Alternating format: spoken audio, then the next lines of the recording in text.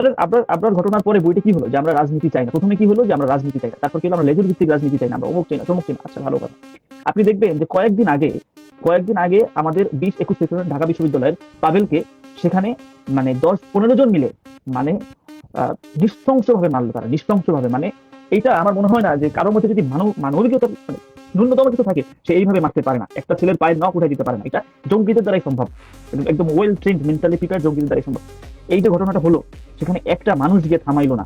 প্রতিবাদ তো পরের বিষয়, আপনার সাথে একটা যখন অন্যায় হবে আমি প্রতিবাদ করবো সেটা পরের বিষয়। প্রথম আমার কাজ কি, আমার কাজ হলো যে অন্যায়টা থামানো। ওখানে একটা মানুষ গিয়ে থামায় নেয়। আমি সেদিন লিখেছিলাম যে এটা মানুষ গিয়ে থামায় না, কারণ হলো তাদের মেরুদণ্ডকে অবশ করে দেওয়া হয়েছে। আর যে ক্যাপসুলটার মতো মেরুদণ্ডকে অবশ করে দেওয়া হয়েছে সেই ক্যাপসুলটার নাম হলো আবরার ফাজ। তবে আপনি তো চিন্তা করবেন যে ওই অ্যান্টিবায়োটিক বেশি দিন খাইলে শরীরে আর ওই অ্যান্টিবায়োটিক কিন্তু ধরে না, একটা কিন্তু কথা আছে।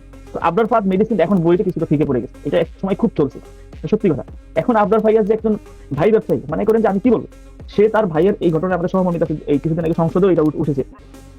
রাস্তাঘাট থেকে শুরু করে জমি জমা থেকে শুরু করে মানুষের নামের এমন কিছু নাই সে তার ভাইয়ের নামে লেখাই নেয়নি। শেষ পর্যন্ত সে স্টেডিয়াম এবং সর্বশেষে ঐতিহাসিক বঙ্গবন্ধু এভিনিউটা পর্যন্ত তার ভাইয়ের নামে লিখে নিয়েছে।